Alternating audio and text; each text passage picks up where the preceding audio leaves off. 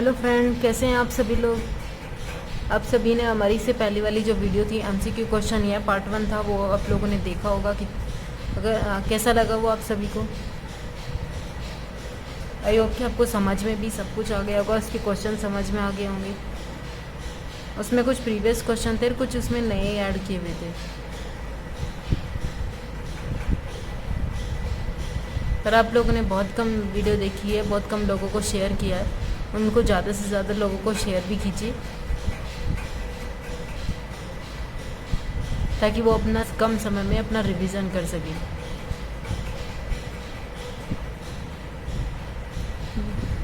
इसके बीच में इसी के साथ साथ हम बीईओ की जो करंट अफेयर है उसको भी स्टार्ट करने वाले हैं। इसमें से अगर किसी को बीईओ की करंट के लिए चाहिए तो वो भी पढ़ सकता है, और उसको जिसको चाहिए उसको शेयर भी कर देना।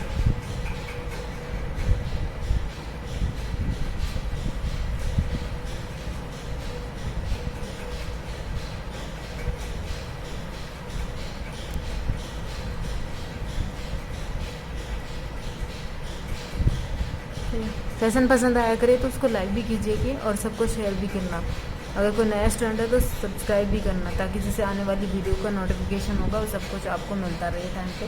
क्योंकि इसके बाद हम बीईओ की तैयारी करने वाले हैं, और उसके लिए सिर्फ स्पेशल करंट अफेयर ही होगी जो 2-3 महीने की है।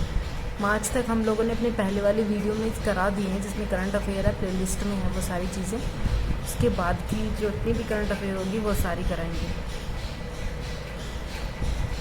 ठीक है, तो हम आज की अपनी एमसीक्यू क्वेश्चन करते हैं, जो हमने कल बोला था कि इसके बाद वाले जो क्वेश्चन होंगे कुछ और भी आएंगे। फिर उसके बाद कुछ थ्योरी है।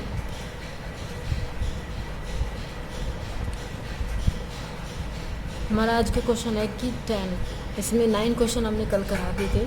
इसमें क्या है कि स्व केंद्रित अवस्था कौन सी होती है। स्व केंद्रित का मतलब होता है जिसमें बच्चे सिर्फ अपने बारे में सोचते हैं, अपने से अलावा नहीं सोचते। अगर उनको लगता है कि हाँ मेरी माँ किसी और भाई को, या मेरी माँ जब भाई को किसी प्यार करती है तो उसको लगता है कि नहीं ये मुझे करना चाहिए, भाई को नहीं, सिर्फ मेरी माँ मेरी ही माँ है। तो ऐसा बच्चे उस टाइम पे सोचते हैं। तो ये कौन सी अवस्था होती है। जब बच्चा छोटा होता है, 2 वर्ष की अवस्था तक होता है, ये बच्चा सबसे ज़्यादा अपना स्व केंद्रित होता है, सिर्फ खुद के बारे में ही सोचता रहता है। सोचना स्टार्ट नहीं होता, लेकिन फिर भी खुद के लिए ही करता है कि हाँ अगर मेरी माँ है तो सिर्फ मेरी माँ है, मेरे पिता है मेरे पिता है, मेरा खाना है मेरा खाना है, सब कुछ अपने तक ही सीमित होता है।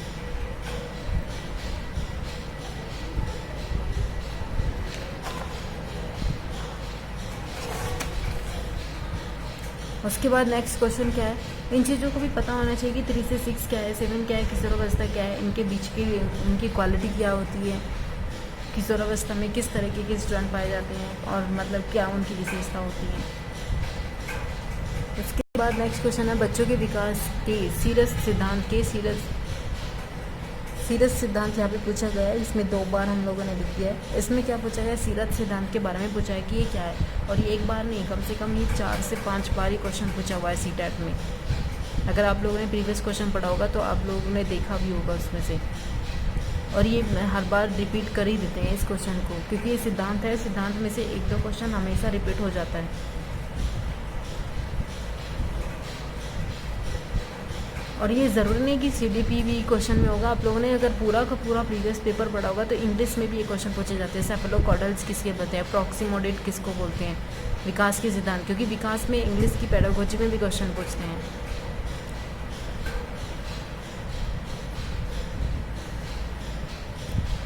तो इसका मतलब क्या होता है कि बच्चे के विकास के सीरत सिद्धांत से क्या मतलब है, क्या तात्पर्य होता है कि पैर से सिर तक विकास होता है, सिर से पैर की तरफ होता है, मध्य से बाहर की तरफ होता है, या फिर सभी होते हैं। तो यहाँ पे स्पेशली लिखा हुआ है कि सीरत से पैर, यानी कि सिर से लेकर पैर की तरफ ही विकास होता है। ये सीरत नहीं पूछा जाता, डायरेक्ट ऐसे भी पूछ लिया जाता है कि बच्चे का विकास किस दिशा में होता है, तो सिर से लेकर पैर की तरफ होता है।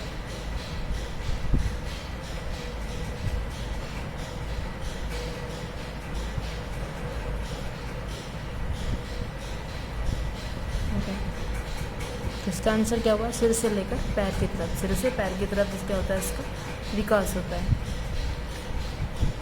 इसके बाद हमारा नेक्स्ट क्वेश्चन क्या है कि शैशवावस्था की मुख्य विशेषता नहीं है। इनमें से पूछा गया है कि जो शैशवावस्था काल होता है उसकी कौन सी इसमें से विशेषता नहीं है।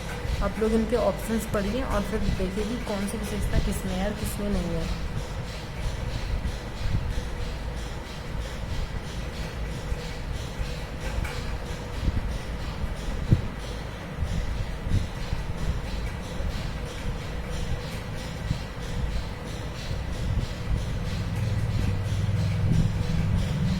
इसमें हमने देखा, आप लोग खुद सोच सकते हैं कि सहस्त्रावस्था में क्या होता है, चिंतन प्रक्रिया, क्या छोटा सा बच्चा होता है 0 से 2 या फिर 5 साल का, जो 0 से 2 ही मानी जाती है सहस्त्रावस्था काल, 3 तक भी होती है, लेकिन क्या उसमें वो चिंतन करने लगता है, अनुकरण करता है या सीखने की प्रक्रिया करता है, या इनमें से कोई नहीं।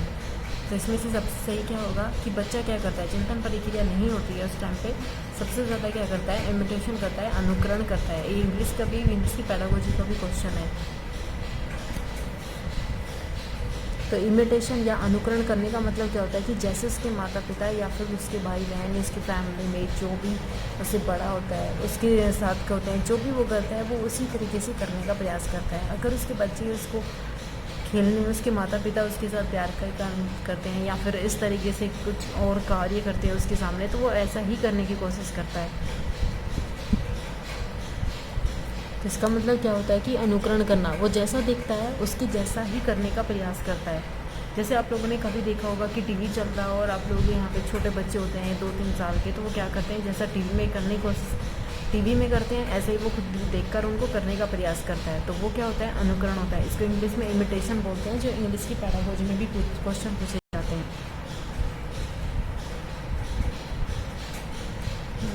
उसके बाद नेक्स्ट क्वेश्चन क्या है, अपने आप से प्रेम करने की प्रवृत्ति क्या कहलाती है। यहाँ पूछा गया कि जो व्यक्ति खुद से ही प्यार करता है उसकी कौन सी इसमें प्रवृत्ति पाई जाती है।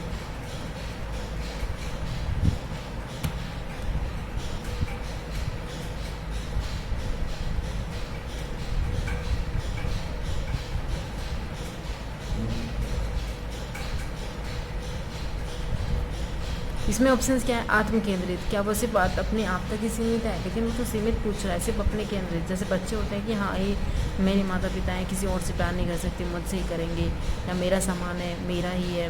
नार्सिसिज्म क्या होता है, या फिर हिप्नोटिज्म क्या होता है, या अहंकारी क्या होता है। अहंकारी मतलब खुद में ही घमंड होना। तो इसमें सबसे अच्छा ऑप्शन क्या है, नार्सिसिज्म। ये आप लोगों ने प्रीवियस क्वेश्चन पढ़ा होगा, उसमें पूछा गया है। ये जो यहाँ पे अभी सीटेट होता है उसमें भी क्वेश्चन पूछा हुआ है, यूपीटेट हुआ है उसमें भी क्वेश्चन पूछा हुआ है, अदर जो PH होता है पंजाब वाला होता है उसमें भी ये क्वेश्चन पूछा हुआ है।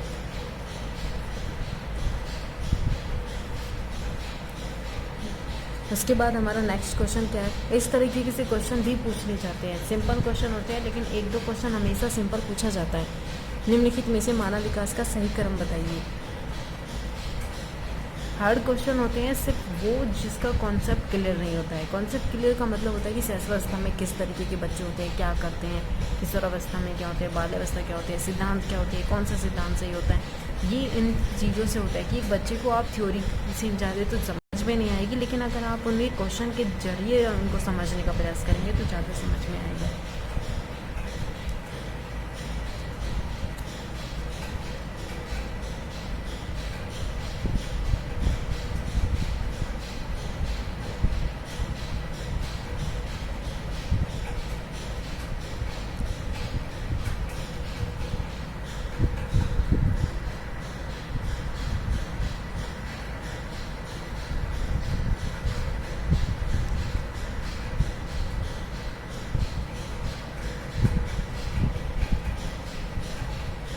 ठीक है, तो सबसे पहले ये पता होगा कि सहस्रावस्था काल आती है क्या, उसके बाद किशोरावस्था है। अगर हमें ऑप्शन ही छांटने होते हैं तो सबसे पहले हमें देखना है कि हमारे चारों ऑप्शंस में क्या है, सहस्रावस्था काल है, ये हमारे चारों में से कोई भी नहीं करता।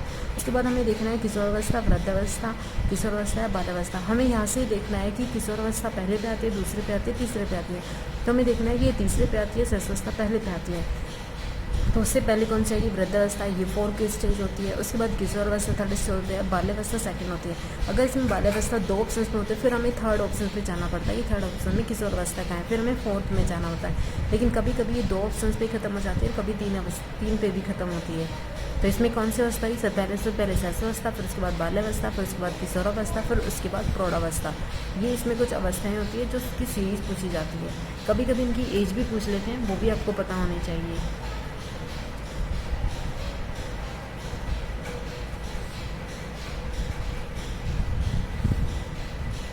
इसके बाद फिर इस तरीके से क्वेश्चन ज़रूर मिलते हैं, क्योंकि अब तक तो सिंपल क्वेश्चन थे। जितने आगे भी क्वेश्चन पूछेंगे, थ्योरी से पूछेंगे, उतने ही ज़्यादा हम डीप क्वेश्चन लेते आएंगे।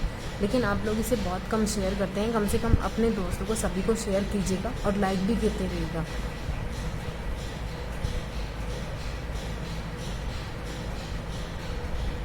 ठीक है, तो हमारा यहाँ का नेक्स्ट क्वेश्चन क्या है। एक बालक पहले पूरे हाथ को, फिर उंगलियों को तथा फिर हाथ और उंगलियों को एक साथ चलाना सीखता है। यह उदाहरण वृद्धि और विकास के किस सिद्धांत को दर्शाता है। यहाँ पे ये बच्चा पूछ रहा है, जब हमने आप लोगों को सिद्धांत पढ़ाए थे तब उसमें ये बताया था, प्रिंसिपल्स में ही तब ये बताया था कि एक बच्चा क्या होता है कि सबसे पहले अपने हाथ को देखता है, बड़ी चीज़ को देखता है, फिर अपने छोटे पार्ट को यूज़ करता है। तो यहाँ पे यही क्वेश्चन पूछा हुआ है कि पहले वो अपने हाथ का करता है, फिर उंगलियों का, फिर हाथ और उंगलियाँ दोनों को साथ में काम करना स्टार्ट कर देता है। तो यहाँ पे सबसे अच्छा ऑप्शन आप लोग इसमें से देखिए कि कौन सा ऑप्शन हो सकता है इसमें।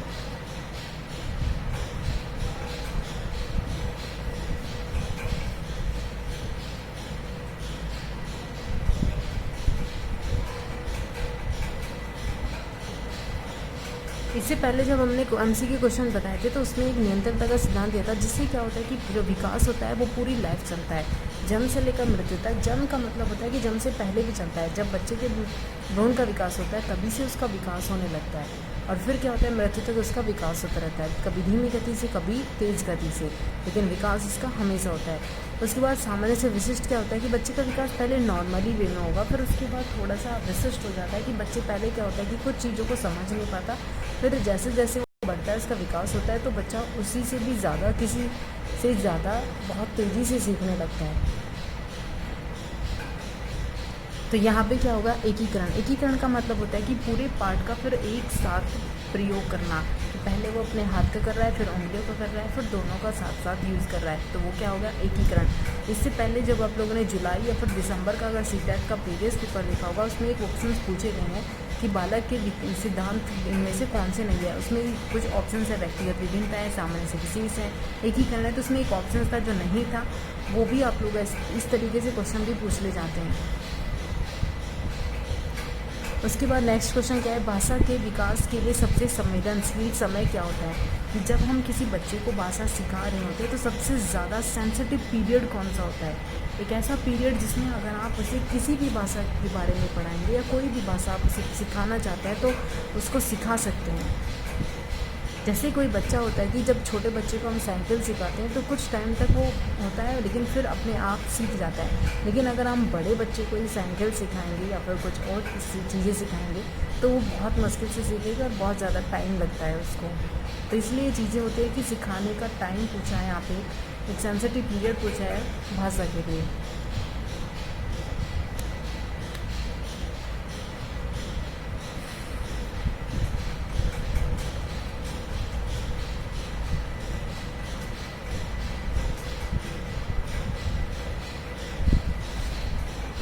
इसमें क्या है, मध्य अवस्था है या वयस्का अवस्था है। वयस्का मतलब ये किशोरावस्था पूछी गई है, पूर्व बाल्यावस्था पूछी गई है।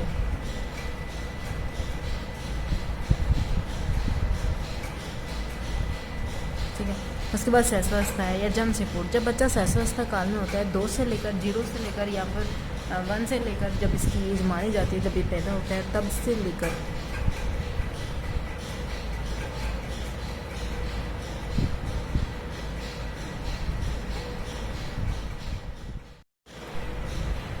क्योंकि ये मानी जाती है कि जब बच्चा 0 से लेकर यानी कि 1 से लेकर 5 साल तक इसकी मानी जाती है। एज 3 तक होती है, कभी 4 होती है, किसी ने अलग अलग वे में बताई है शैशवावस्था की एज, लेकिन एज तो वही है, शैशवावस्था काल ही है काल। तो इसमें क्या बोला जाता है कि अगर आप बच्चे को 1 से ज़्यादा लैंग्वेज भी सिखाना चाहते हैं तो आप उसे सिखा सकते हैं, जैसा उसके माता पिता या जैसा उसका एनवायरनमेंट दिया जाता है तो वो वैसी ही भाषा उसको सीखता है। अगर आपकी फैमिली में थोड़ी सी स्टैंडर्ड या फिर इंग्लिश या फिर जो भी लैंग्वेज बोली जाती है, बच्चा उस चीज़ को बहुत जल्दी सीखता है। इसी को क्या बोलते हैं कि जो फैमिली में सीखी जाती भाषा होती है उसको वो प्रैक्टिकली अपने तरीके से आराम से सीख जाता है।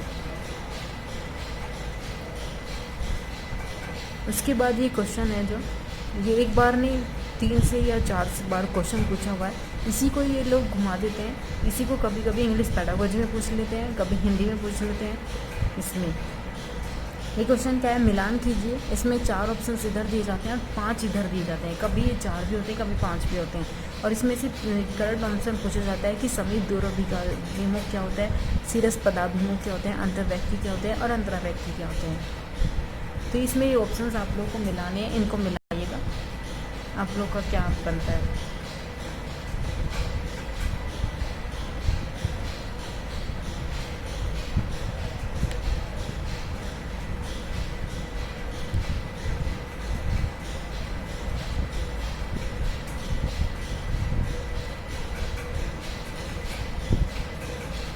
अब जितने ज़्यादा क्वेश्चन करेंगे, जितने ज़्यादा उनको समझने के प्रयास करेंगे, उतनी ही कम गलती आपकी वहाँ पे होगी। अगर आप ये समझते हैं कि नहीं हमने थ्योरी पढ़ ली है और हमने सिर्फ 1-2 क्वेश्चन पढ़ने हैं प्रीवियस, जितने ज़्यादा क्वेश्चन करेंगे उतनी ही गलतियाँ कम होगी। तो इसलिए जितने ज़्यादा आप लोग इस वीडियो को शेयर करेंगे, उन लोगों के लिए तो बेनिफिट है जो लोग CPAT का पेपर दे रहे हैं, उन लोगों का भी तो होना चाहिए ना, ताकि वो लोग अपने घर बैठे हुए तैयारी करनी है तो उनके ज़्यादा से ज़्यादा क्वेश्चन पढ़ेंगे तो उनके पास में गलतियाँ कम होंगी। कुछ ऐसे भी होंगे जिन्होंने 3 या 4 बार CPAT दे चुके होंगे और अब तक क्लियर नहीं हुआ, क्योंकि वो क्या करते हैं, सिर्फ थ्योरी पढ़ते हैं, सोचते हैं समझ गए, लेकिन जब उन चीज़ों को प्रैक्टिकल या खुद नहीं सॉल्व करेंगे तब तक समझ नहीं आएगी। वहाँ पर ज़्यादा से ज़्यादा गलतियाँ हो जाती है फिर।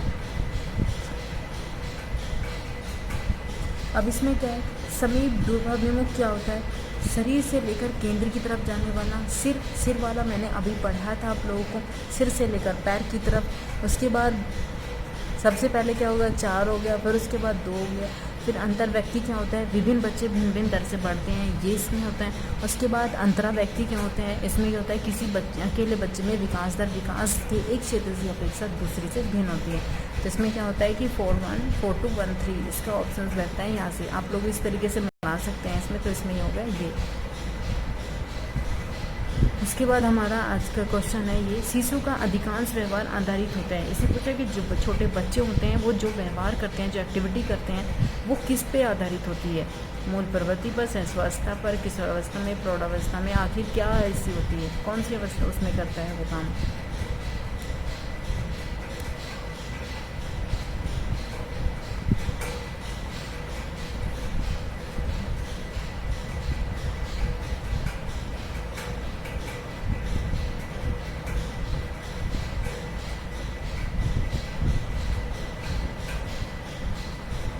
आप लोगों ने एक चीज़ और पढ़ी होगी, मैकडूगल्स की थ्योरी है, इंस्टेंट थ्योरी है।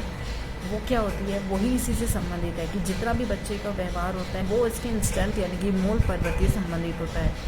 तो इसमें ऑप्शन सही क्या हुआ, उसकी मूल प्रवृत्तियाँ।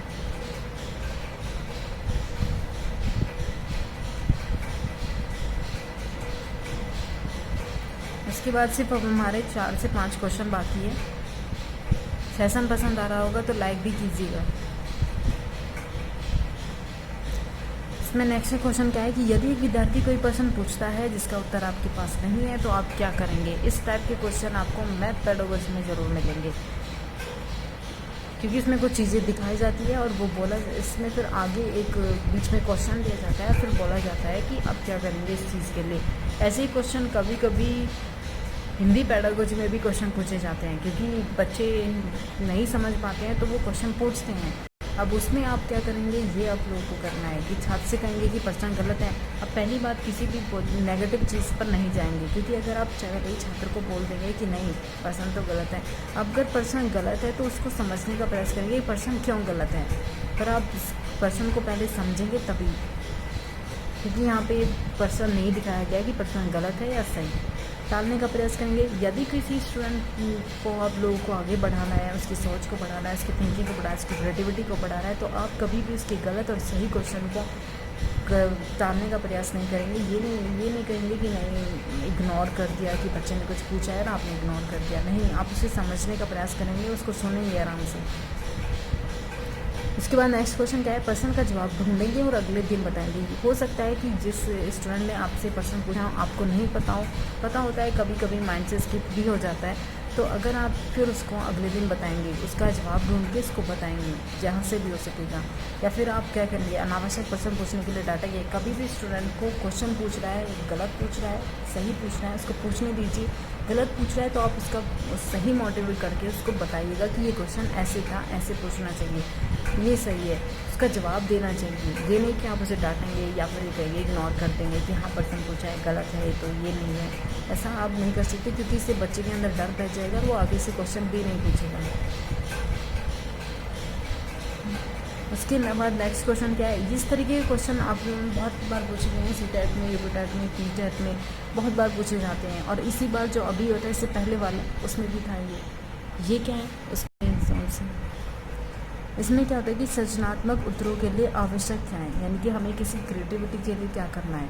प्रत्यक्ष शिक्षण, प्रत्यक्ष प्रश्न, विषय वस्तु प्रश्न, मुक्त उत्तर वाले प्रश्न, एक अत्यंत अनुशासित कक्षा।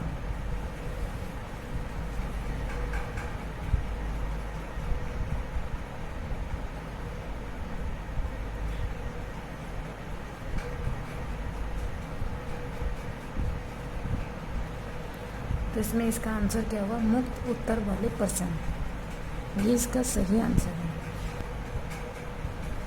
उसके बाद ये हम आपको 3 क्वेश्चन छोड़ के जा रहे हैं। बच्चों के सीखने की प्रक्रिया में माता पिता की भूमिका, इसका आंसर आप हमें बताइएगा। उसके बाद 4 क्वेश्चन है, एक अध्यापक की दृष्टि से कौन सा कदम सही है ये। और उसके बाद हमारा नेक्स्ट क्वेश्चन होगा मनोसामाजिक सिद्धांत। ये 3, 4, 5 3 क्वेश्चन है, आप लोगों को आंसर बताने हैं।